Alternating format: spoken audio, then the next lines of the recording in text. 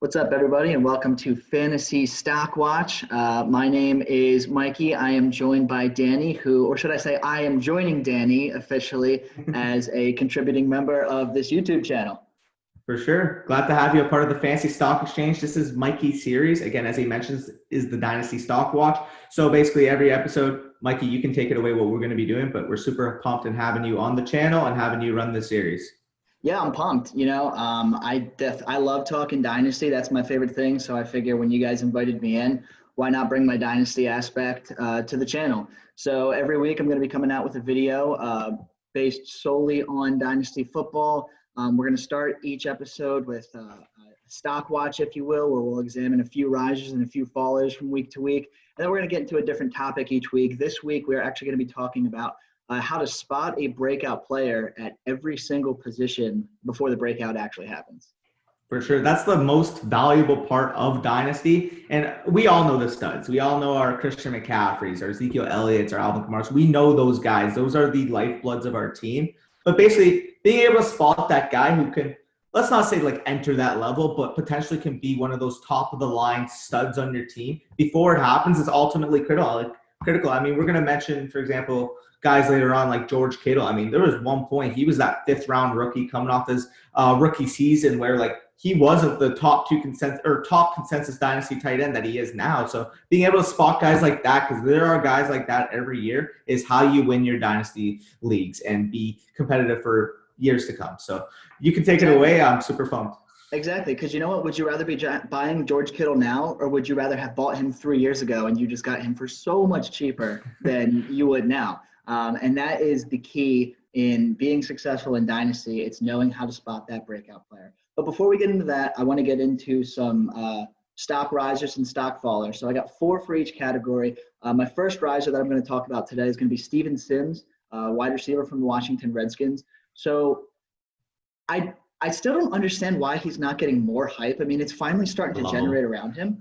But over the last 3 weeks of the season, he had over 180 receiving yards and he had 4 touchdowns. And that's over just the final 3 weeks. His hype was not anywhere near where it should be until the Kelvin Harmon injury that happened about a week or 2 ago now. So people are finally starting to recognize Steven Sims in the Dynasty community. I think you could still buy him pretty cheap, even though his stock is on the rise.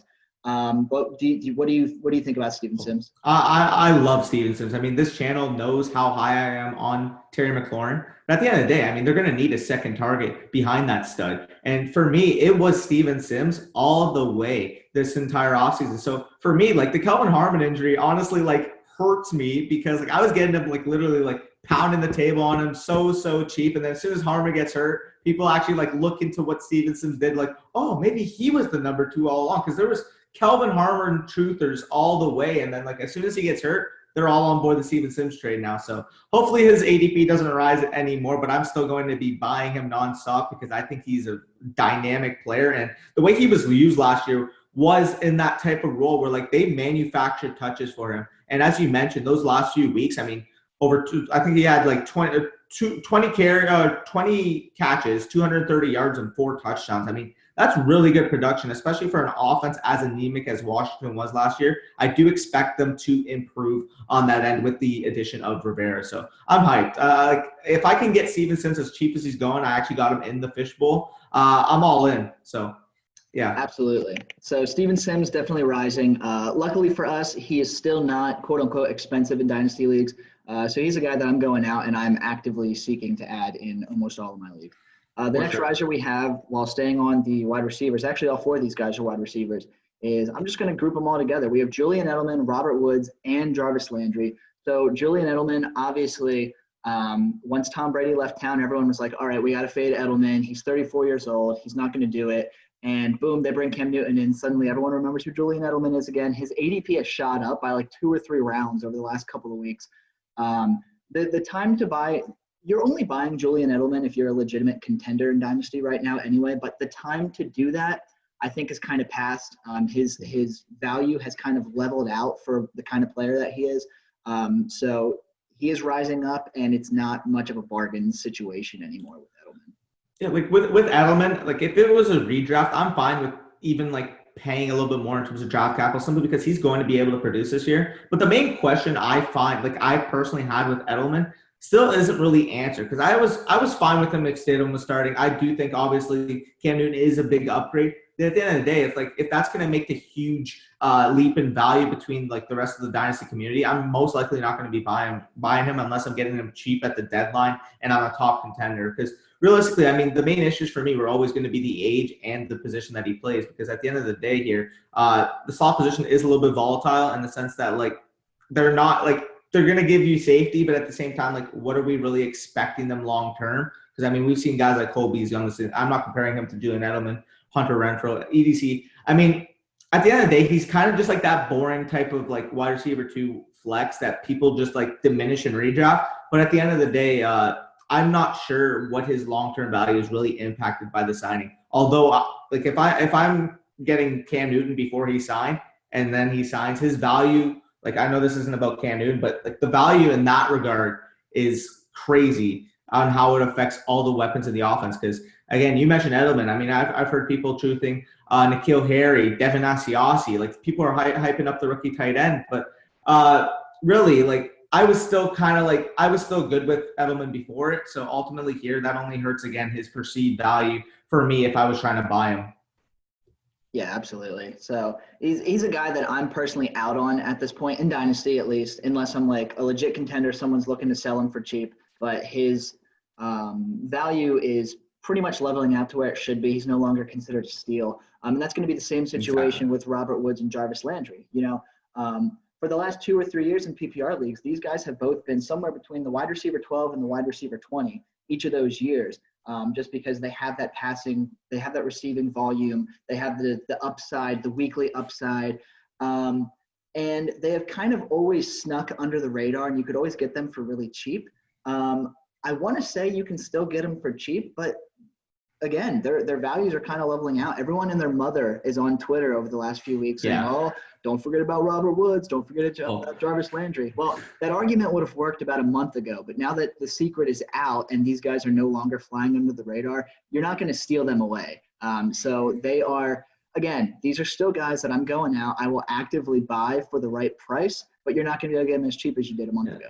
It's crazy to me. Like every time you hop on Twitter, you just see like when people are hyping up on Jarvis Landry, for example, it'll be like a blind player comparison. It'll be like player A has done yada yada yada, player B has done yada yada yada. Which one would you prefer? And then like the one that has like the better stats ends up being like Jarvis Landry. I see like probably like 10 accounts per day doing that type of stuff, and it's like, yes, we know that Landry is underrated, and at the end of the day here, I mean.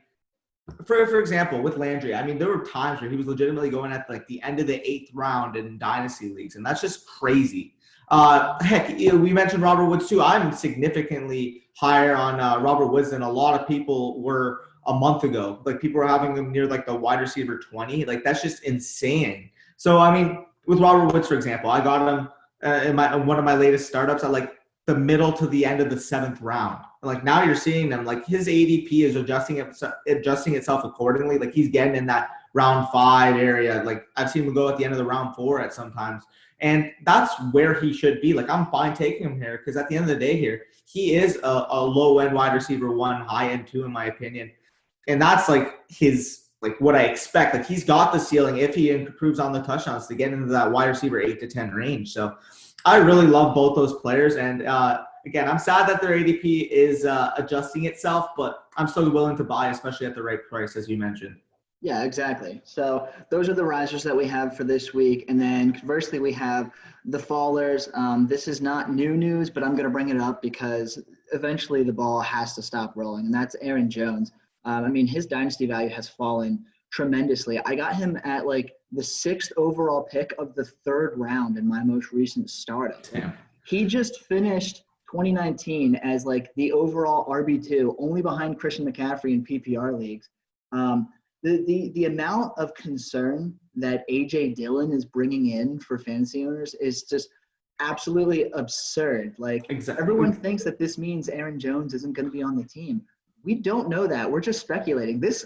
A.J. Dillon could literally just be the answer for when they let Jamal Williams walk next year. Like nobody knows what's going on, and at the very least, you're getting one more incredible season out of Aaron Jones, like no matter how this swings. So the fact that he is like one of my favorite go out and buy right now, because I've seen him sold for like a second round pick in a couple leagues, and it's just absurd. It's insanity. Like, if you're a contender and you still have your first round pick, and realistically that's probably going to be in the 108 to 112 range, gauge the value of a guy like Aaron Jones, because there are owners right now, if they're not competing, they want to sell, they want to extrapolate value. All you hear are people in the Dynasty community, oh, do you see how good the 2021 draft looks right now? Man, that draft's going to be fantastic. People are speculating like a year and a half away. Like, it's just it's insane. Like, I heard people already talking about like the 2022 draft. Oh, how high is Kadon Slovis and freaking Sam Howell going to go? People in the community are freaks like that, myself included. So if you're able to grab a value like Aaron Jones, for example, like he's still going to be an RB1 this year. Like, obviously we know the narrative right now, like the touchdown regression is going to hit, but at the same time, I mean, he is the number 2 weapon in the passing game. I mean, you want to hype up Alan Lazard, you want to hype up Devin Funchess. I've heard people talk about Devin Funchess. Like, Devin Funchess, I loved him at Michigan. You loved him in Carolina, but he's just not the player that people touted him to be. So I don't understand why people want to like harp on that when at the end of the day, their second most talented receiver is their running back. It's Aaron Jones. So, I mean, at the end of the day, you're getting an uber efficient player and an offense that wants to run the ball and is in line to see a ton of targets. I mean, he's the smash buy if you need him. You can get him as a freaking like RB2 flex given his price in Dynasty right now. So if you're contending, make sure you get him everywhere, because he's going to be a good contributor for this year especially. I have him I even feel low. I have him at 12, but I've seen people legitimately, even in redraft, have him at like 16, 17. I'm like, how? The guy is coming off an RB2 finish. So, yeah, I definitely like that, especially if you're a contender. You can get that production this year, and he is ultimately going to really balance out your roster and give you a ton of fucking points. You don't even have to pay an RB1 price for him. You can get him as your RB2, even freaking flex, I can see. So, I mean, 108, 112, you have that, and people are fucking selling like freaking hotcakes, because that's all people do in Dynasty. Go in and scoop that value. So, I agree. Yeah, so his value is falling. I don't think it's going to fall much farther, if at all, especially once training camp starts up again. He's going to start getting the coach hype. The coaches are going to come out and say, oh, like, this is still Aaron Jones. He's just sharing it a little bit here and there. Just to bring it up really quick, Aaron Jones is not going to forfeit all these goal line touches to A.J. Dillon. That's the stupidest narrative in football. Well, exactly. Newsflash for everyone. Aaron Jones, believe it or not, was the most efficient goal line running back of 2019. I'm going to leave it at that, and we're going to move on. Take that how you will, people. But he's not a big back. I know, but who cares? Because you know what? He had 16 rushing touchdowns. Literally. Good Lord. But anyway, moving on to the next faller, we have Darren Waller. No run intended there. People are afraid of 2 things, and that's one, of Jason Witten. Let's relax here, people. And 2, that Darren Waller had some kind of outlier season. You don't get that much chemistry with a quarterback and just say that's going to be an outlier season. So for that reason, Darren Waller's stock is falling and falling and falling. And again, in that same Dynasty startup where I got Aaron Jones in the 3rd round, I got Darren Waller in like the 7th or 8th round. And it's like, what is going on here that this is just falling so much? There is almost no world where Aaron Jones doesn't finish as a top 10 running back and Darren Waller doesn't finish as a top 5 tight end. Both of these guys you can get for so dirt cheap right now, and you have to do it because they're falling that hard. I agree. I mean, heck, I remember before the draft, you know, the rookie hype, everything, draft picks get valued like crazy. I had like a mid-second round pick, and I had Ian Thomas. And you know Ian Thomas, he's on your team. I traded Ian Thomas in a mid-second for Darren Waller. And I was like, this is a 2 tight end premium league. Oh, my God. And I got Darren Waller for that cheap. I mean, the narrative behind him, his perceived value tanking. Oh, did you see the splits when Hunter Renfrow was more involved? It's like, get the fuck out of here. Let's be honest here. He's the number, like, the Hunter Renfrow isn't denting freaking Darren Waller. Darren Waller is a fucking beast. He's the number 1 target in their offense. I love Henry Ruggs, but that was the best fit for them in terms of keeping Darren Waller at his volume. Because at the end of the day here, if they brought Jerry Jeudy, if they brought CeeDee Lamb, that obviously the targets would be impacted more. And I love Ruggs, but They're such a good fit beside each other. You got a seam stretcher in the middle with Darren Waller, and you got a guy in Henry Ruggs who can take slants to the house, who can beat you deep. He's that ultimate type of, as Corey likes to say, Terry McLaurin type.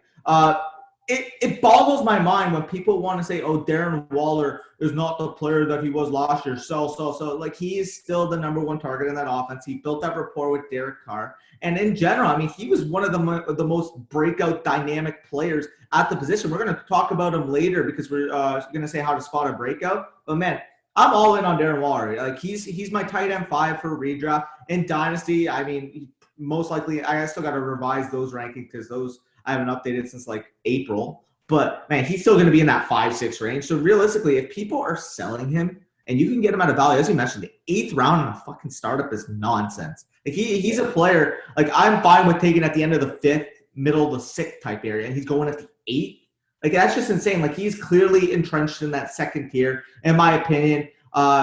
I would have Andrews ahead of him. I would have Waller ahead of Ertz. That's how I currently have it, simply because, especially in Dynasty, nobody even mentions this guy signed a long-term contract. He is under an extension right now.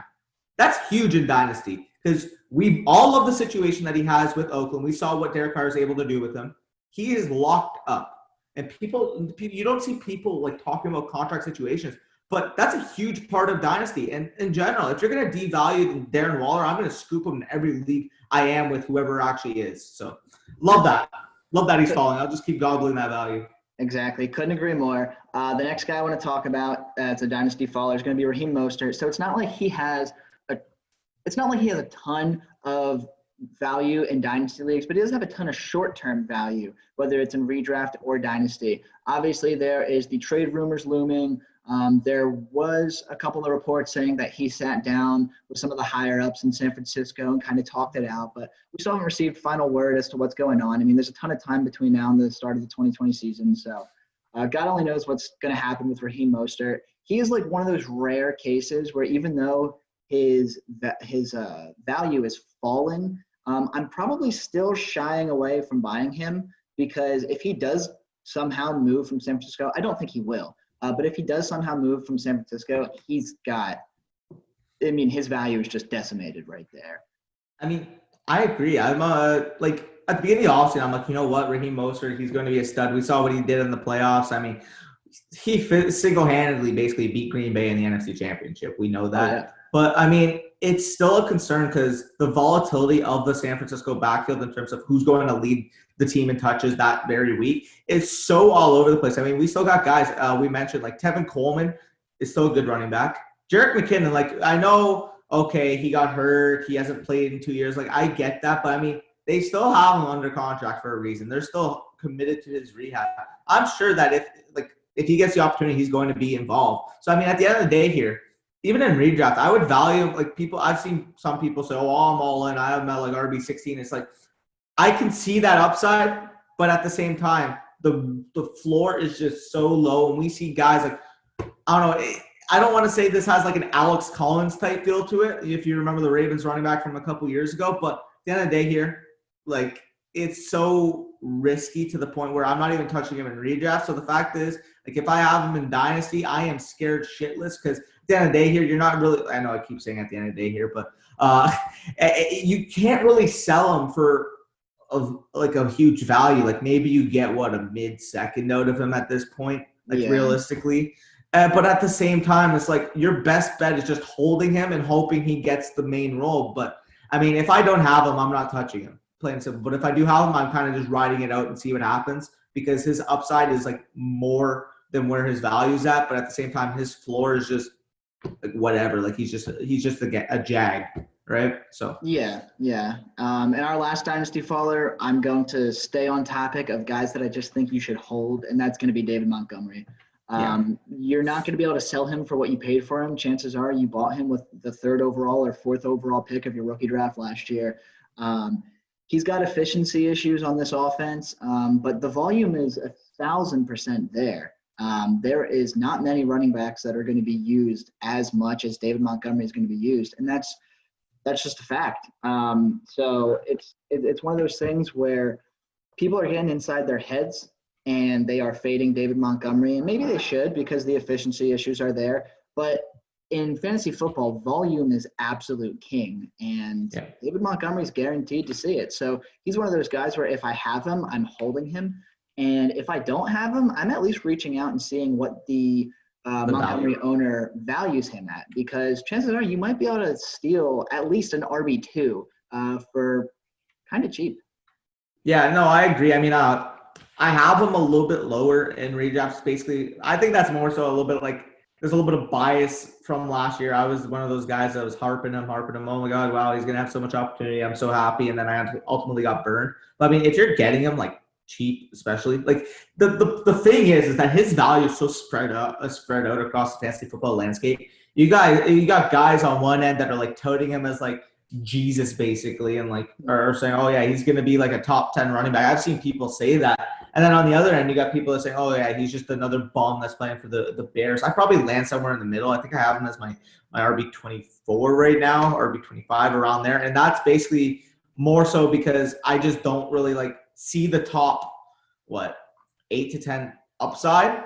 But this is a dynasty we're talking about. I was talking about my redraft ranks. This is a dynasty we're talking about. He's going into his second year. He's still 2 years under contract. And he's, as you said, who knows? You see a lot of guys struggle as a rookie. Plain and simple. So with David Montgomery, like realistically, like you can't get worse than where he was as a rookie. And as a rookie, he was still, I believe, RB25. So, I mean, plain and simple, if he's able to keep that opportunity, I mean, we know he's not going to be the most involved in the passing game because of Tariq Cohen. But again, he's very, he gets a lot of volume, especially on the goal line. And in general, we saw 267 touches from him last year. So realistically, if he can build off that, I can see him giving you a return on value. It's just my personal thing with him is that I can't like buy into like the upside. But if I'm getting him cheap and I'm getting him as like a low end RB2, high end like type of flex play, like I'm all in on that point. I'm like, okay, whatever. Like, especially like I've seen him go in like the late fifth of dynasty leagues, like mid to late fifth, and I'm like, if he's going that cheap, like I'll pick him up, like plain and simple. Because realistically, because of age, like he should be going probably in the 4th round type area. So definitely, he's one where like you gauge the value that the Montgomery owner in your league has, and you make a decision based off that, because his value is literally one of the most spread I have seen across the dynasty community. But what are your thoughts? Yeah, that's pretty much where I'm standing at it too. I mean, you go on Twitter, and a lot of the risers and fallers that I'll have on here, a lot of it has to do with both real stories and what I'm seeing on Twitter. Because, you know, obviously you and I both follow a lot of people that are heavily into fantasy football on Twitter. Well, the most important thing you can do is find out the community's perceived value of a player, because that is going to typically what it's going to be in your league, unless, you know, the David Montgomery share is owned by a Chicago Bears fan or something like that. You know, that is typically how most people are going to work, see what the community consensus is like. And that's why I have David Montgomery as a faller on here, because even though I personally regard him a little higher than most people, purely based off the volume, there are people that are doing the exact opposite purely based off of the inefficiencies. Yeah, agreed. I'm probably a little bit like leaning towards the inefficiencies, but at the same time, I do see the potential to make the jump. But yeah, aside from that, let's get into the bread and butter of the episode. My bad. I just had a complete brain fart. And talk about how to spot a breakout. So you can start off with your how to spot a quarterback breakout. Yeah, well, so we'll start with quarterbacks. Now, quarterbacks are a bit different when spotting. So very rarely are you going to get a quarterback prior to breakout unless you draft them in a rookie draft. So obviously we're talking about dynasty here, which means 99% of the time you're probably going to have a rookie draft. So in order to spot a first-year quarterback, you want to make sure that they have the rushing upside. So you have Kyler Murray, who came in last year and performed outstandingly. You know, he's got plenty of rushing yards. He can still get it done in the air. He had a ton of promise. Plus, he had that draft capital, #1 overall. You know that he's going to get thrown right into the fire. You know that he's going to be used.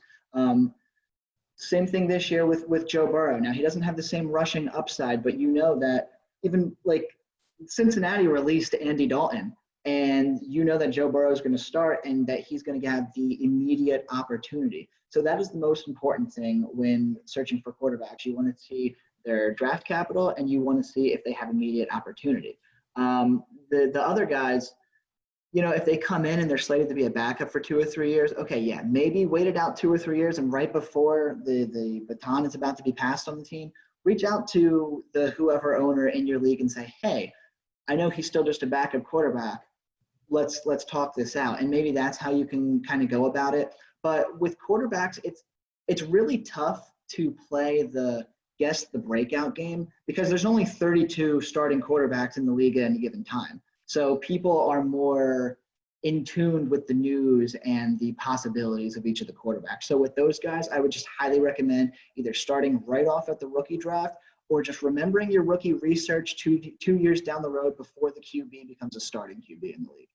Yeah, for sure. I agree. I mean, that's more so specifically targeted at the Superflex, like scoring or lineup. I don't even know how to describe it. Superflex leagues, basically. Especially in Superflex, because in Superflex, you got guys literally hoarding quarterbacks. You got I've done that a couple times. So at the end of the day here, making sure that you have that value, especially out of the rookie draft, if you're able to hit, because at the end of the day, if they're going to be a good quarterback, the cheapest you'll ever get them is during the rookie draft. Because if they hit at the quarterback position and it's a super flex league, they're going in the first round, they're going in the second round. The six consensus top quarterbacks in super flex drafts in terms of dynasty are all going within the first 16, 17 overall picks. And the only reason that Russell Wilson's falling that far is because of his age. So, I mean, hitting on that quarterback is crucial.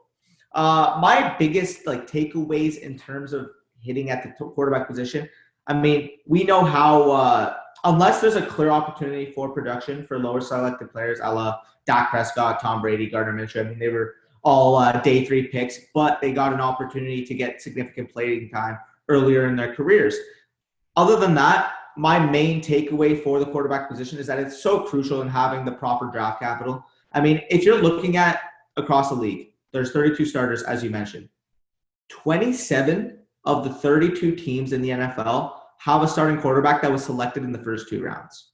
I mean, I mentioned the 3, and then we have a couple guys that were selected in the 3rd. But realistically, it's imperative to value the draft capital because that just shows you how much willing opportunity a team is willing or going to give the quarterback in the next few years, especially on their rookie contract. So for me, especially you mentioned the rushing upside. And 4-point quarterback passing touchdown leagues, rushing upside is imperative. You need a quarterback that's going to give you a rushing baseline. Otherwise, their value is simply not going to produce that top 5 upside, which in reality, if you're drafting a quarterback to be a starter on your dynasty league and he doesn't have top 5 upside, you should really reconsider what you're doing because at the end of the day here, those are the guys that are going to give you the advantage above the rest of the quarterback position. So, I mean, for me, again, 4-point passing touchdown leagues target the rushing upside. In 6-point, it becomes a little bit more evened out. You have guys that are going to pass for a ton of volume. They do kind of even themselves to the rushing, but I'd still prefer getting a guy who can kind of have the flexibility, versatility to do both. And for me, I mentioned the non-superflex versus the superflex / 2 quarterback leagues. And a non-superflex, like in a 1 QB league, I'm just punting the position. I'm not going to be the guy who's taking Lamar in the 2nd round, Patty in the 2nd round. Because at the end of the day here, their value, yes, it's going to be super nice. But at the same time, would you rather a running back like an Austin Eckler in the 2nd round?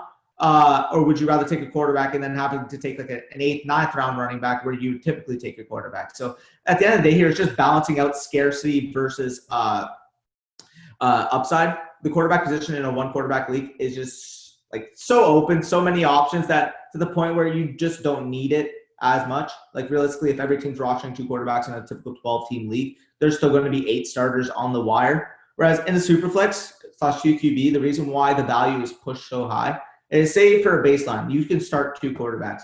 Every team's typically going to cater to a bench quarterback.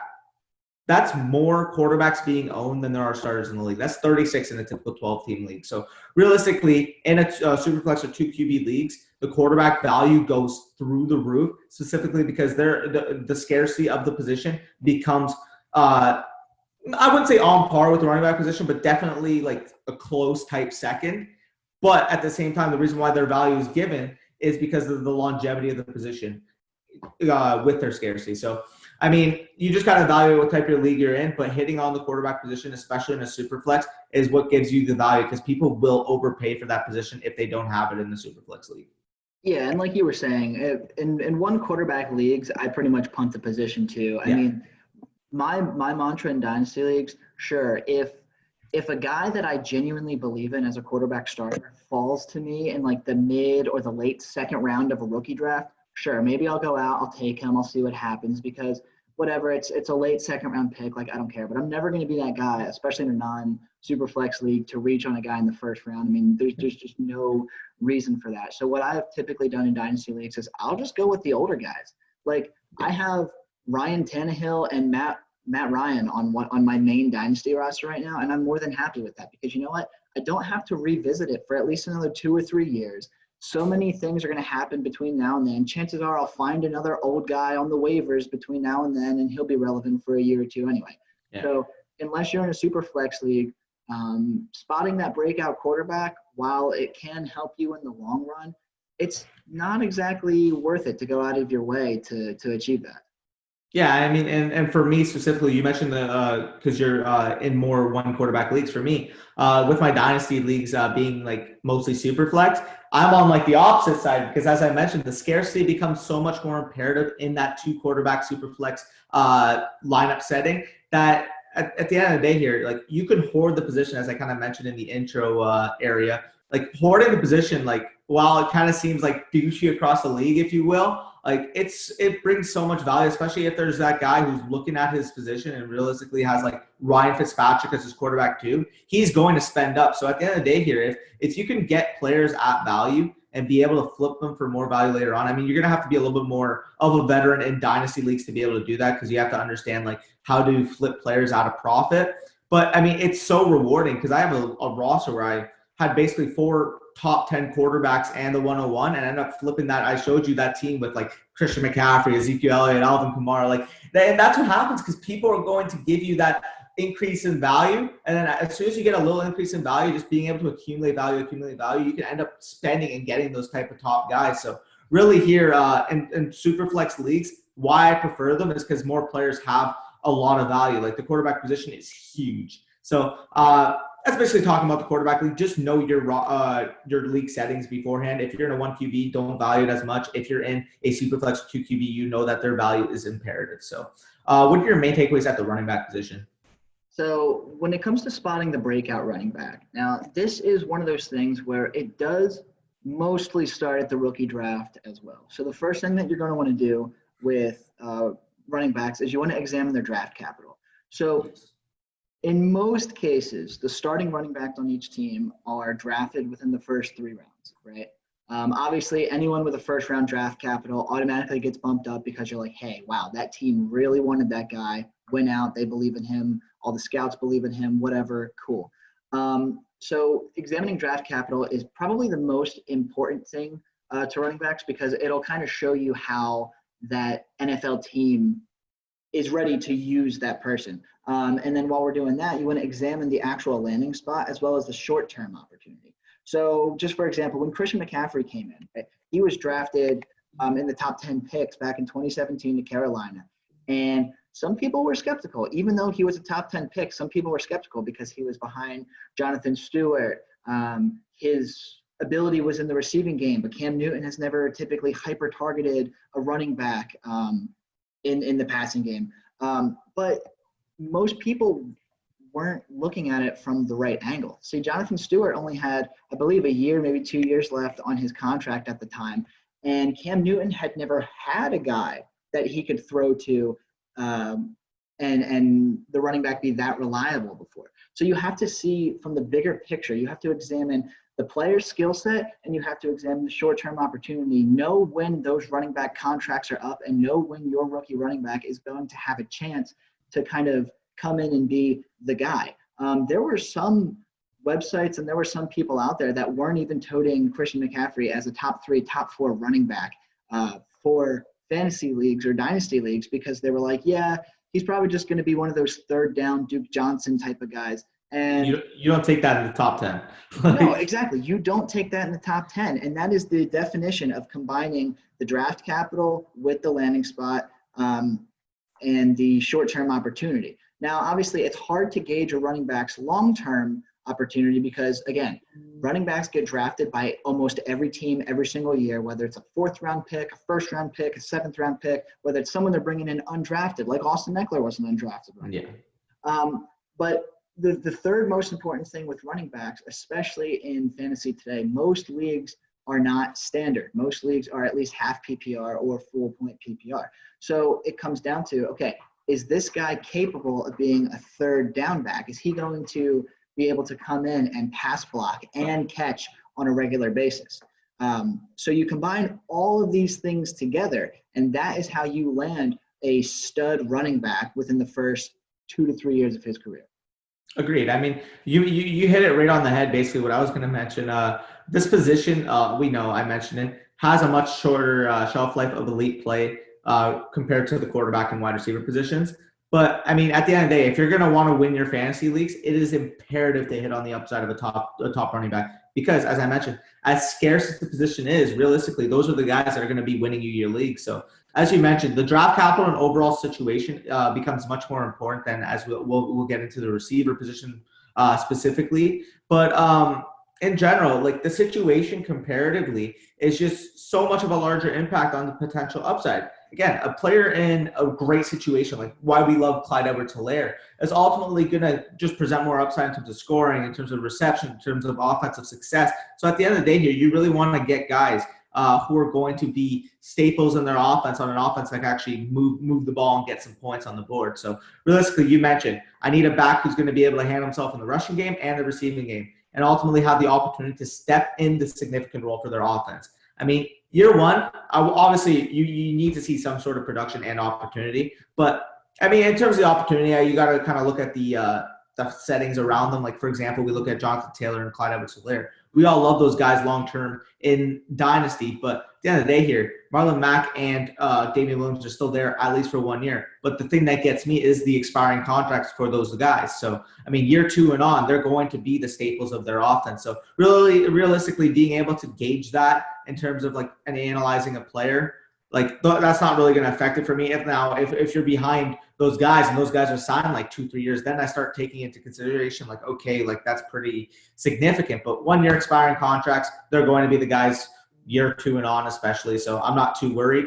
The main thing for me, which ultimately helps me in projecting like a leap, is efficiency. Because you mentioned a guy like Austin Eckler. He is one of the most efficient backs in the league. We know this. We saw it even when he got that increased workload. We saw it years past where he was like coming in for 3rd down work and he was producing like 6.5 yards a touch. You know, oh my God, like this guy can really perform on the limited sample size. So when he did get that opportunity, I mean, we saw last year, he was a top 2 running back when Melvin Gordon was gone, top 10 when Melvin Gordon was even there, on a smaller workload than we're used to seeing. So, I mean, being able to analyze all those factors in terms of draft capital, production, and efficiency, especially as you mentioned in terms of both the passing and rushing games, are ultimately kind of how I look at the position in terms of being able to evaluate it. So efficiency is a huge, huge factor for me, because if they can do something on a limited sample size, it's easier to project them doing it on a bigger sample size and ultimately giving you, as I mentioned, that upside. So those are my main takeaways from the position and analyzing it from a dynasty perspective. Well, that's the thing. I love that you bring up Austin Eckler, because he is a prime example of what to look out for in a breakout player that you don't get at the rookie draft, because not many people in their rookie drafts a couple years ago were purposely drafting Austin Eckler. And if they were, it was like with one of their last picks in the draft. You know what I mean? Because he was an undrafted running back. Literally nobody wanted him in the NFL. He just happened to get a chance. But if you can find those guys that come in and they play a backup role or a change of pace role, and they come in and they look good, and they have, even though it's a small sample size, they look like they could potentially be something special if they actually saw the field more often. Those are the kind of guys that you want to take and stash on your bench. Most dynasty leagues are fairly deep. You'll have at least a 20 to 25 man roster, which means that you have the ability to stash those guys. So a guy like Austin Eckler, hopefully you stashed him a couple years ago because you saw what he could do, especially in PPR leagues. A guy that I would kind of compare that to right now is Chase Edmonds. Chase Edmonds, very small sample size last year, but when he had it, dude, he had it. Like, he looked fantastic. I was so disappointed when they traded for Kenyon Drake and suddenly Chase Edmonds got injured and everything like that, because it looked like Chase Edmonds was about to be like the new guy in Arizona. And he's the perfect example of a guy that you want to go out and stash.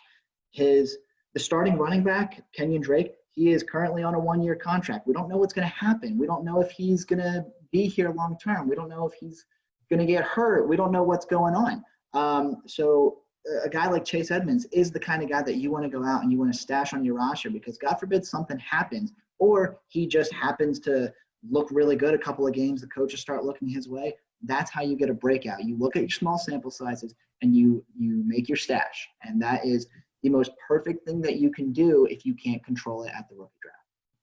For sure. I mean, the efficiency and overall like spotting the talent and limiting sample sizes is ultimately going to be a big theme throughout this episode. We're going to mention in the wide receiver and the tight end positions as well. But yeah, you hit it right on the head. I mean, Chase Edmonds, we've touted on this channel. Like, we really love the potential he has. We saw what he was able to do when he got the opportunity. And in general, like, I love Kenyon Drake for redraft. He's great, but you mentioned like he's not secured long term. And in general, we haven't seen how he's going to be able to fare over a 16-game season. So realistically, if you're stashing Chase Edmonds, like, he can ultimately provide you some standalone value and be a huge contributor if anything were to happen to Drake. So I really like that, especially if you can get him super cheap right now. Like, realistically, like, I've seen people sell him for like a third. And it's like, how is he going for a fucking third? Because realistically, he should be worth it probably around a mid-second. So being able to spot value in Dynasty is ultimately what's going to pay off in the long term. So definitely love that Chase Edmonds pick. He's definitely one to watch. Talking about the wide receiver position. Real quick before we move on to the wide receivers, I do want to give everyone, because you know what, we're talking about, okay, how to spot a breakout. Well, we got to have at least one or two breakouts at hand. Right. So if anybody knows me, if anyone follows me on Twitter, if you have even seen me breathe, you probably know that I'm a big DeAndre Swift fan. And I'm going to tout him as my running back breakout candidate for as soon as this year, if not definitely by next year. And he is the perfect combination of everything that we kind of highlighted. He's the third overall pick of the second round. His competition, a.k.a. Kerryon Johnson, has yet to play a fully healthy season in the NFL. And while he looks good when he's on the field, he was less than efficient in 2019. So there is potential concerns that he's going to have a full usage. DeAndre Swift was also highly regarded as, by most people, whether it's in the fantasy industry or just the regular scouting reports, DeAndre Swift was supposed to be the first running back taken off the board on draft day. And he was only 3 spots behind the first running back taken off the board on draft day. For most fantasy analysts, until Jonathan Taylor came out and put together a hell of a combine, DeAndre Swift was like the consensus RB1 for dynasty leagues. And now I'm seeing him being picked 5th, 6th, 7th, even 8th overall in rookie drafts. Yeah. And it's just the stars are potentially going to perfectly align for DeAndre Swift because he has that talent. He's that third down back that you could possibly want. There's a ton of short-term opportunity. There's a ton of long-term opportunity. The Detroit Lions offense looked phenomenal last year until Matt Stafford went down. And if Matt Stafford's back and he's fully healthy, if he can even bring back a portion of that kind of magic that he was showing on that offense last year, if DeAndre Swift gets his chance, DeAndre Swift is going to run away with this job as soon as this year. And for that reason, he is my number one breakout candidate at the running back position. I fully agree. I mean, we all know how high on DeAndre Swift me, you, and Corey are. It's just insane. Like, I've seen him in redraft go off the board as like the RB like 26, 27. And like, that makes no sense to me because, yes, Kerryon had his opportunity. People still hold on to the hope that he can be a bell cow, which pains me because I liked him out of college, but realistically, DeAndre Swift is a far superior running back, like far superior. And we saw Kerryon Johnson, 16 opportunities per game last year, or 16 touches per game last year when he was healthy. DeAndre Swift is going to provide you a better bill of health. I mean, we all know that Kerryon Johnson can't stay on the field. And giving DeAndre Swift 16 touches would literally result in 5 catches, a touchdown. I mean, he is such a dynamic talent. I mean, he was my RB2 in the draft process, as you mentioned, like Jonathan Taylor from an athletic standpoint. Yes, we know that. But realistically, in terms of let's just talk about redraft for a second. DeAndre Swift is the running back 1 or 2, at the very minimum 2 in redraft. Because if you want to talk PPR, I can see you making a case for Clyde. But man, DeAndre Swift is my RB17 redraft. He's going around like the 26, 27 range. Scoop up that value. If he's there in your 4th, 5th round, like plain and simple, like that's a steal. That's like kicking candy from a freaking baby. So we are all in on DeAndre Swift. Anything you want to add on him before we go to receivers? No, other than stop sleeping on him and go out and get him. This is the cheapest he will ever be. Being able to get him at the 6th overall pick of a rookie draft is, I promise you, going to be the cheapest you'll be able to get him. Granted, maybe after the 2nd or 3rd game of the season, when he still hasn't done too much yet, maybe he's a tad bit cheaper then. But I guarantee by week 4 or 5 or 6, DeAndre Swift is going to see plenty of time on the field as a Detroit Lion. And the only reason why I don't think he's going to do it sooner is because of the lack of preseason games there are. I fully agree there. Yeah, so I think we're going to see that with a lot of rookie running backs this year. It's going to be a slow start. People might panic sell in all the rookie running backs, including Clyde Edwards and Jonathan Taylor. So just keep your eyes out on all that kind of stuff. But DeAndre Swift, that is what you look for in a breakout candidate, and that is who you should be looking at. Moving on to the wide receivers. So spotting a breakout wide receiver might be the most imperative thing that you can do in dynasty leagues, because running backs, they're going to hold their value for 3, 4, maybe 5 years. Tight ends, they're typically going to do the same because most tight ends don't break out until year 2 or 3 anyway. And with quarterbacks, we talked about how in single quarterback leagues, you don't really got to worry about them. In super flex leagues, they're all taken at the start anyway, so like whatever. But the wide receivers, this is how you can build a true dynasty. And like imagine going out and getting Chris Godwin before he was highly touted, or Kenny Galladay, or Michael Thomas, or what have you. If you can get these guys at cheap, that is going to be the best way to keep your draft, like your draft picks and your core starters, and still have those up and coming guys. So when talking about wide receivers, you want to look at their draft capital, but you have to remember it's not the tell-all. Because there are so many wide receivers, not that he's broken out yet, but I'm going to bring up Hakeem Butler from the Arizona Cardinals. Many fantasy people this time a year and a half ago were saying, oh yeah, he's going to be like a top 5, top 6 fantasy receiver out of this class, blah, blah, blah.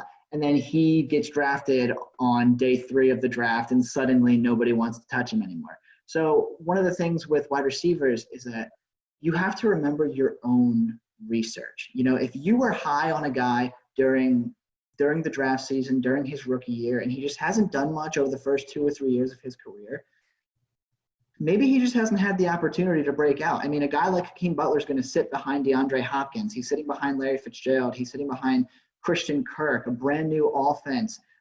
They got the new shiny toys with Kyler Murray, and of course the new coaching staff. So remember a guy like that 2 or 3 years down the line, take him for cheap, and then hope that you did your correct research around the draft. But if you're looking for an immediate breakout player, you do want to look for, as with any position, you want to look for the clear opportunity and the future opportunity. And that's one thing that I'll bring up with Michael Thomas. So Michael Thomas was a 2nd round draft pick in real life, but New Orleans had no legitimate wide receiver. People knew that he was going to come in and probably be their number 1 guy. Now, not many people were expecting a 1,000-yard season in his rookie year, because you don't typically see that from most rookie receivers. But that is the prime example of where opportunity comes into play. And while we're still talking about opportunity, you want to look at future opportunity too. Chris Godwin, for example, came in. He was a 3rd round draft pick a few years ago, and he looked good in his small sample sizes. He looked like a competent receiver, but Tampa Bay had Deshaun Jackson, and Tampa Bay had their tight ends, and Tampa Bay had Mike Evans, and there was never a whole lot of opportunity for Chris Godwin. And suddenly he started getting the attention as soon as Deshaun Jackson left, and he was most people's prime breakout candidate this time last year at the wide receiver position, which we have proven, okay, yes, he definitely broke out. He was fantastic. But much like we were talking about with the Austin Eckler situation, you want to pay attention to those small sample sizes because eventually these receivers, especially these top 2, top 3 round receivers, they're going to get their opportunities, and you want to spot that before the opportunity is actually there. Yeah, fully. Like as you mentioned, being able to spot the overall talent right away. For example, like you stick to your evaluations because realistically, you should be able to tell a talented receiver when you see one. But again, as you mentioned, that has to be balanced with the fact that they need significant opportunity in both the short and long term to really return that type of value. So my big thing, as you mentioned, is we need to be patient on the wide receiver position. I mean, they're likely not to finish with their expectation in year one. I mean, you don't just see an AJ Brown come and produce 52 for over 1,000 like every single year. Like typically you'll see like even stud rookie receivers will get in that like 800, 850 type yard range. Like we saw with like DeAndre Hopkins, for example. They'll kind of figure in that range while still kind of learning the offense. I mean, you think in terms of transitioning to the NFL, the intricacies of the wide receiver position and ultimately transitioning from a college receiver to a professional receiver is a lot to really gauge because, I mean, you have to understand, like, they're still learning what their coach is preaching them in terms of routes, nuance, rapport with their quarterback, and in general, like, stepping up in competition between facing a college DB and, like, Stephon Gilmore, let's just say.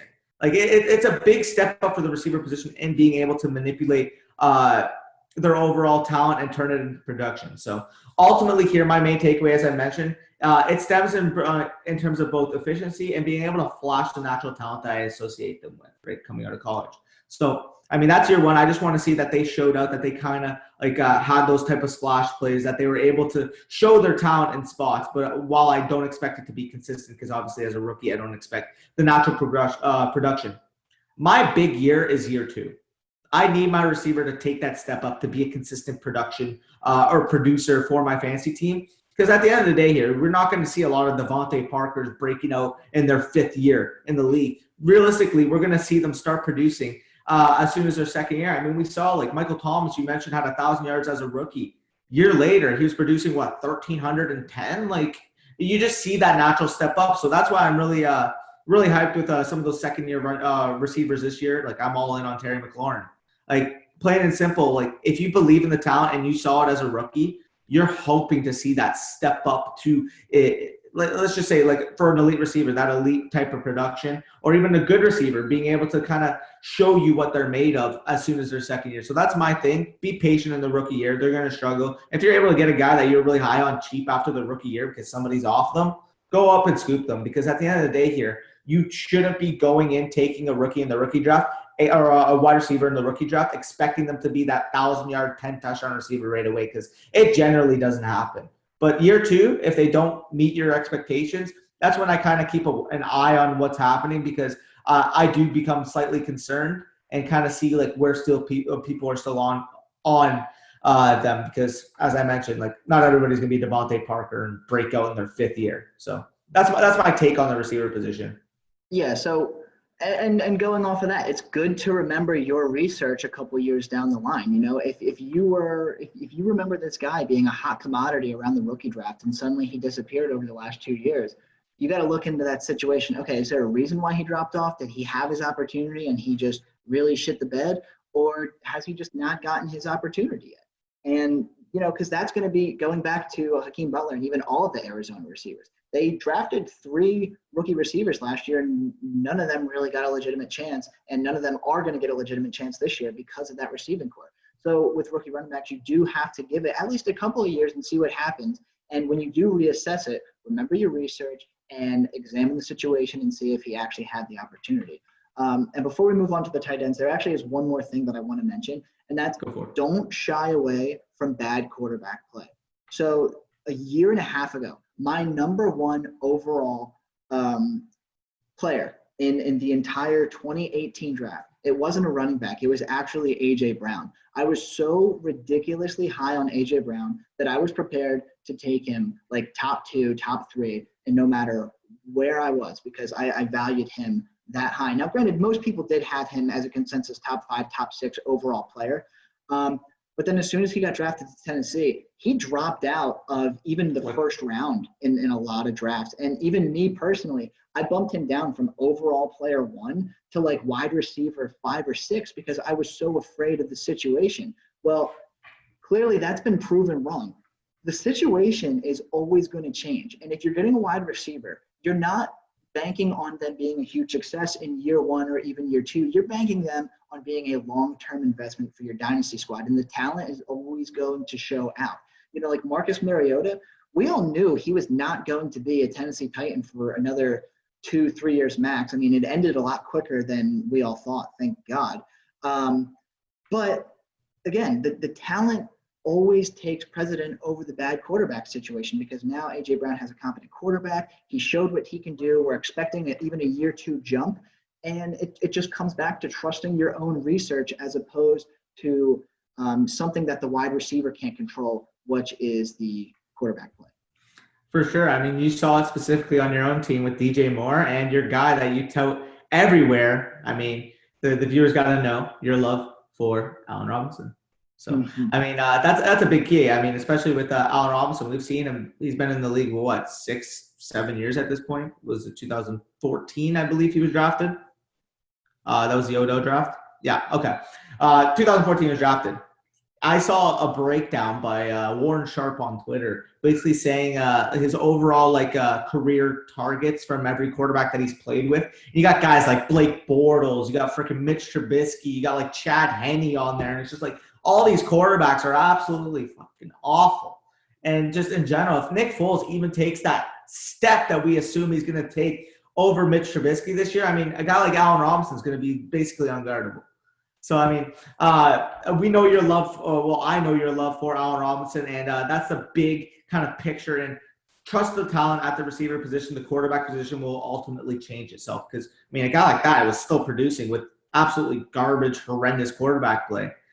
So really love that. I mean, evaluate the talent, not the situation, specifically at the wide receiver position. We kind of mentioned how that differs at the running back position because at the running back position, it's more situational rather than talent-based. But the receiver position, you get a guy that is a talent, he's going to end up being that guy regardless of the initial situation that he's in. I mean, as you mentioned, Marcus Mariota, we knew he wasn't going to be there long-term. So realistically, why were we turning away from a talent like A.J. Brown, who was still getting that second-round draft capital that everybody on Twitter loves? It doesn't make sense. So trust your evaluations. Look at the landing spot. A guy like, for example, if you're looking at this year, people are scared. I've seen some people scared of CeeDee Lamb. Oh, he's the third wide receiver, yada, yada, yada. We don't know how he's going to do long-term. Like, realistically, in my opinion, obviously I'm a little biased, but even before he was drafted, he was by far the best receiver in the class for me. So realistically here, yes, there are a lot of targets, but that offense going to be throwing the ball a ton, first of all. Second of all, I mean, in general, we can see 3,000-yard receivers from that situation. So that's a guy I just kind of wanted to peek at, like, oh, maybe a situation he's quote-unquote the wide receiver 3 right now. Maybe he's not going to have that ultimate producing year 1. But, man, long-term, like I have all the faith in the world that he can – this may be bold, but I think he can honestly be a better receiver long-term than Amari Cooper. I think he can too. And that's another thing that you have to take into consideration. If you're going to look at the immediate opportunities, you have to look at the full story, not just half the story. Most people are looking at it as, oh, he's the third wide receiver on the step chart behind Cooper and Gallup. And, of course, like Jarwin's there and Zeke Elliott's catching passes now and Tony Pollard looked good and blah, blah, blah, blah. No. Because there is something that people are greatly undervaluing, and that's the fact that there was about 165 vacated targets in Dallas. You know, Jason Witten and Randall Cobb are no longer there, right? So they 166 between those two guys alone overall 190, and people just say, oh, well, like they got this guy, that guy, that yada yada yada. I mean, we'll mention it with we'll mention it right now. So I mean, in general, actually, I was gonna say we're gonna mention it with the tight end next on the list. And Hayden Hurst, I'll get that little hint right now, where people are like, oh, they got Julio, they got Ridley, yada, yada, yada. Okay. We understand that targets are going to be spread out to those guys, but ultimately here, looking at the overall picture is going to give you an outlook on what they're going to be able to do. You mentioned CeeDee Lamb. Yeah, he's behind 2 great, fantastic receivers. I I love Michael Gallup for this year. You guys have heard me harp on Michael Gallup. He is a top 25 receiver for redraft, plain and simple. I love Amari Cooper when he's on. But at the end of the day here, I mean, look at the situation. There's plenty of opportunity going around between those guys that there's still a lot left for a guy like CeeDee Lamb, even as soon as a rookie. I do believe he has the potential to be a really good rookie, but I'm tempering my expectations because of the quote unquote immediate situation. But man, like don't fade him. I've seen some people like say, oh well, I would rather just take a guy that like can step in right away and contribute. Like this is Dynasty. He's a talent. He's in a good situation, playing it simple for the long term. Don't sleep on it. So you mentioned that.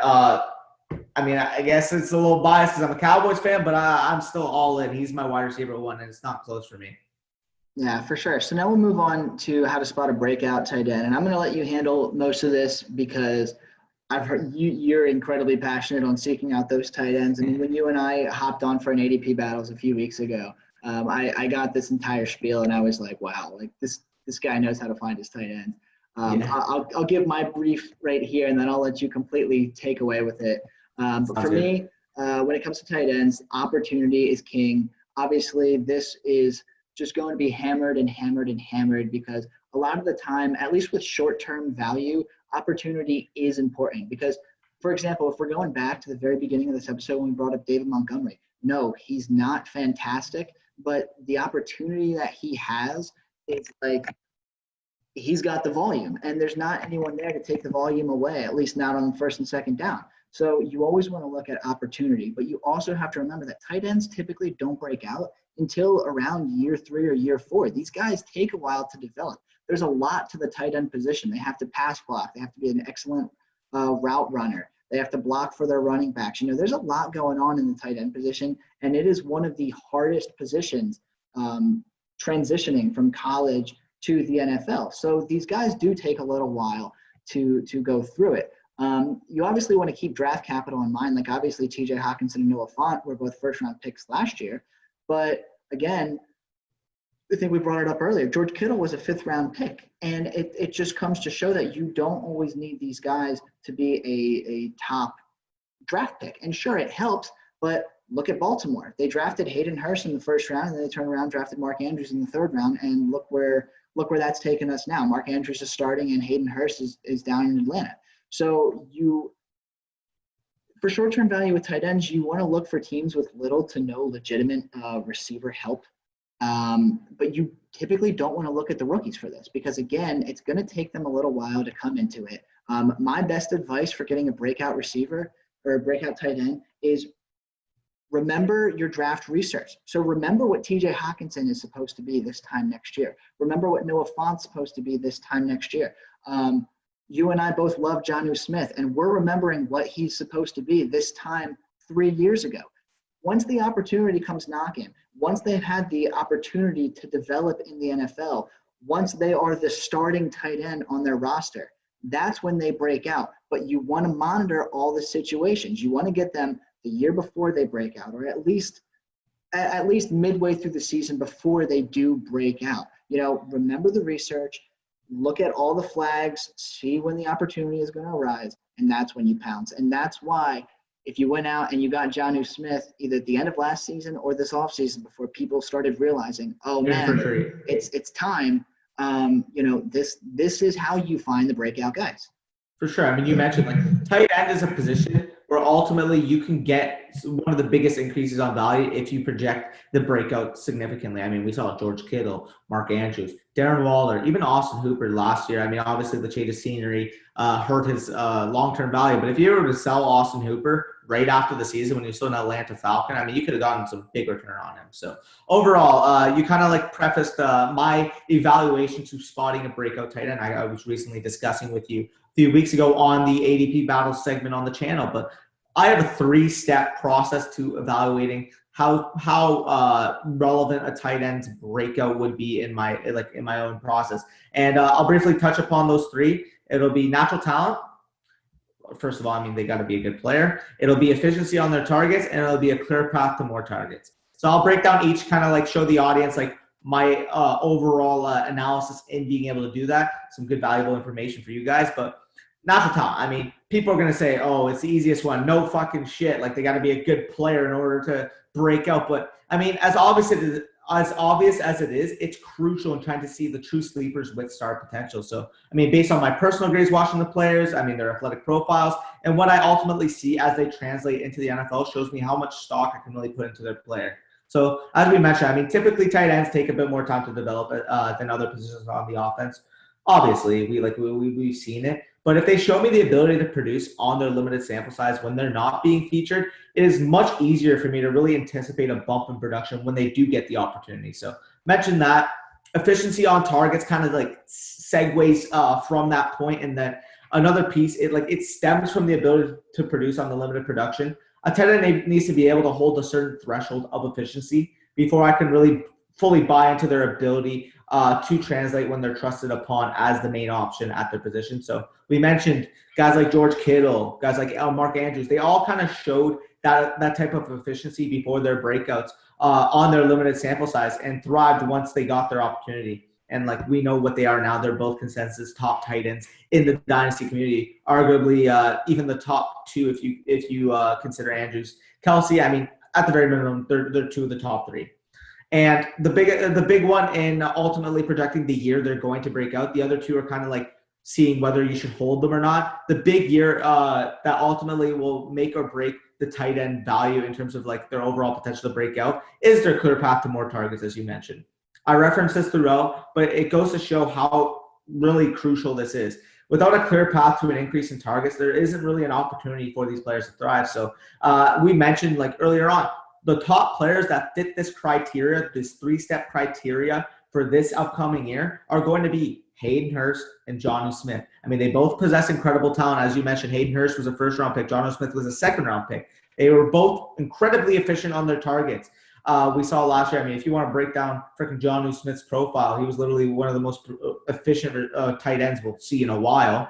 And they enter situations where there's a clear increase in targets for them to be able to be had. So, I mean, we mentioned Hayden Hurst is going down in Atlanta where there's 258 vacated targets. We're mentioning Jonnu Smith. He easily has an opportunity with Delaney Walker ultimately retiring to step up as that tight end, a tight end one, and ultimately even be able to produce as the number two passing option on the Titans offense. So overall, if you can still have those guys for cheaper than where I have them, and that's currently both of them being in my top 10 rankings for redraft specifically, both young guys going to be in that area for Dynasty as well. There's still people that have them in like the mid-teens. If you're able to scoop them up at that type of value and ultimately flip them if you need to even for more or hold them for more value than what you got them for, I mean, they're incredibly valuable, especially like if you're in a league and you're not trying to actively trade for those two guys, given their value now and their perceived value a year from now, I mean, it's going to ultimately pay off in the long run. I mean, I mentioned I was on guys like Mark Andrews, Darren Waller, and Austin Hooper last year. The year before, I was on George Kittle. A couple years before that, I mean, Zach Ertz. I mean, they all fit the same criteria, so don't make the mistake and fade them. So what are your thoughts overall on like being able to see that criteria and match it to the players? Yes, I mean, it depends on what you're looking at. If you're looking at a young guy, you know, like you're saying with Hayden Hurst and Jonnu Smith, that is the path to success. You just got to, monitor the situation, see how long it takes for them to develop. Keep in mind what they can do this year and how they're going to be viewed next year. And that's the perfect time to get them. So I couldn't agree with you more on Hayden Hurst and Jonnu Smith. And then if you want to look at short-term situations, even if you're just looking for a single-year breakout, maybe you're extra screwed at the tight end position and you're ready to try anything just to get you there for the year. Look at those teams that have less than optimal wide receiver situations, right? So you can look at the Kansas City Chiefs over the last few years. Historically, they've really only used Tyreek Hill, their running back, and their tight end. Now, granted, Travis Kelce is a complete different beast, so yeah. I won't even count that as looping in. But bring in Baltimore and San Francisco. This time 2 years ago, most people didn't know who George Kittle was. This time last year, most people didn't know who Mark Andrews was. You got to look at it this way. The receivers in San Francisco were less than stellar. The receivers in Baltimore are less than stellar. You put all of that together and you just say, okay, who is the tight end one on their roster? Who is getting the most coach speak? Who's getting all the praise right now? And this is when you look out and you kind of see situation by situation, okay, who's got the worst receiving core and who might actually use their tight ends this year. And that's where Darren Waller came last year, because Oakland, or I guess Las Vegas now, but Oakland at the time, they really didn't have much going on. I mean, they entered the season, sure, they were about to have Antonio Brown, and then he fled the scene right before the season started. They were working with Tyrell Williams and Hunter Renfrow as their top two guys. Everyone and their mother, if we would have paid more attention to that opportunity, we would have known that Darren Waller was going to see the usage. Now, a bit unexpected to say, okay, he's going to be a top 5 tight end. I don't think many people would have said that. But if you look at the opportunity, the immediate opportunity to produce, we all could have known for a fact that he would have been at least a low-end tight end 1 in that situation. So looking at things like that for short-term success, even in Darren Waller's situation, when the guy's already 27, 28 years old, that's the perfect opportunity to look at if you just need a short-term guy. For sure. I mean, you nailed it on the head. I mean, the opportunity was clear in terms of, as I mentioned, a path to more targets for a guy like Darren Waller. Like, ultimately, it's not always going to happen where he goes from literally 0 production to being a top 5 tight end. I mean, that's rare to see. But in terms of his athletic profile, his overall talent, and the path to more targets, as I mentioned, I mean, it was such an obvious looking back on it that, like, people just missed it simply because he was an unknown.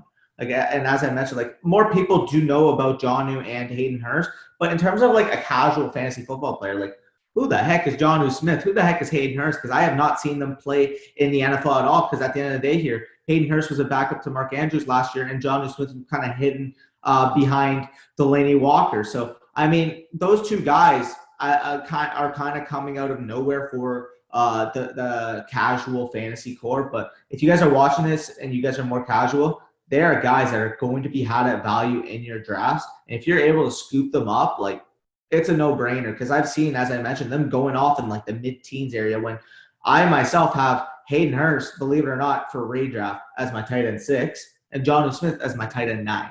So, I mean, realistically, those are 2 top 10 tight ends for me that can be had so much later at where they're currently being valued, or where I currently value them. So, I mean, just find the values and be able to pick them out. But that basically holds true to the tight end position every year. I'm sure there's going to be a couple guys next year, same situation, show the talent, ultimately have an increase in situation that could ultimately provide you that league-winning type upside. Because at the end of the day here, I mentioned multiple times with Corey, hitting on a late tight end is one of the most beneficial things in fantasy. If you're able to hit on a late round tight end and he produces as a top 5 guy, realistically here, you're so much more likely to make your playoffs and potentially contend in your championship, because the rounds that you're going to be using, like as I mentioned, a mid-round tight end is like a 4th to like 7th round tight end hypothetically. Those rounds, you can get like a receiver or a tight end, or a receiver or a running back, and still get a good producing tight end in like the 9th, 10th, 11th round. Like, that's so much value to be had, because at the end of the day here, those running backs, receivers at the 9th, 10th, 11th round aren't going to hold a candle to most of the running backs, receivers you get at the 4th to 7th area. So, I mean, just being able to hit on that position, especially in Dynasty, because you get a guy who can start for you long term, is so crucial. So, those are my thoughts on the tight end position. Again, my 3-step process. Again, just to outline it, natural talent, obvious, efficiency on targets, and clear path to more targets. And if you guys need to see more on that, you can just zoom back to what I was talking about 5-10 minutes ago. So, yeah. Yeah, and that kind of leads me to my very final piece on tight ends. And I already said this, but I can't reiterate it enough. And it's be patient. No matter what situation we're talking about, whether it's a startup draft, whether it's a rookie draft, whether it's holding them on your roster, you have to be patient. I learned my lesson last year. I went out and I had like 3 first-round picks. I decided to use like the 7th or 8th overall in TJ Hawkinson. Wish I didn't do that. Do I have faith that he's going to be a top 10 tight end within the next 2 years? Absolutely. But now I have to sit on him on my roster for the next couple of years until he breaks out, because no one's going to give me what I paid for him. And there's no reason in trading away a guy at less than value this early in his career. So my advice for rookie drafts would be to wait, because I could have gone and waited until the end of the 2nd or early of the 3rd, and I could have got a guy like Irv Smith or someone like that who is going to have that same opportunity within the next 2 or 3 years. Sure, the natural talent might not all be there, but he's going to develop at the same rate as TJ Hawkinson, and it would have came at a lot cheaper. So in rookie drafts, you want to be patient. Like you said, in startups and in redrafts, you want to be patient. There are so many ways that you can do this. You can wait until your double-digit rounds, like even in these dynasty startups, you can get Jonnu Smith near the double-digit rounds right now. You can get Dallas Goedert pretty late right now because Zach Ertz is still there. Hayden Hurst is still late. You can get Blake Jarwin basically for free. And that's the thing.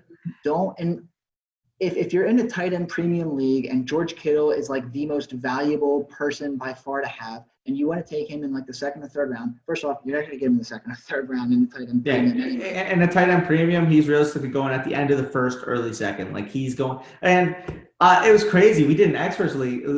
It was a tight end premium, and me and Bush actually shared the Dynasty team, and we were able to trade up. We got Patrick Mahomes in the first round. And the next 2 picks, we were able to get George Kittle and Clyde Edwards-Helaire as the foundation of our team. So that's like the 3 stack. You get the best tight end for a dynasty. You get the best quarterback for a dynasty, and then a really, really good young rookie running back tied to your best quarterback. So at the end of the day here, it's not going to be a circumstance where you get George Kittle at the end of the second in the tight end premium. You're going to have to pay that late first, early second type capital. So again, if you miss out on a guy like George Kittle early, being able to hit on those guys who can produce later on are going to be so critical, because instead of spending that early pick, you're getting a guy who's still producing top 5 type level that you got in like the 8th, 9th, 10th round. So, I mean, it's just, as you mentioned, be patient though. That's the main key. If you're able to spot an owner who's frustrated right now with a guy who hasn't produced in the first year or second year, like, Go out and gauge the value, see if they're willing to sell cheap, because realistically, like, you shouldn't be expecting much in those first 2 years, as you mentioned. Yeah, and like in startups, the consensus top 6, top 7 tight end pretty much is going to have almost the exact same upside as the tight end 12 or tight end 13 or 14. Like, these guys are all interchangeable. You got to weigh their opportunities, you got to weigh their ADPs, and you got to figure out what's going to work best for you. But the biggest key with these tight ends is that you have to be patient, and the biggest key with finding any breakout player is that you don't overpay, you be patient, and you do your own research.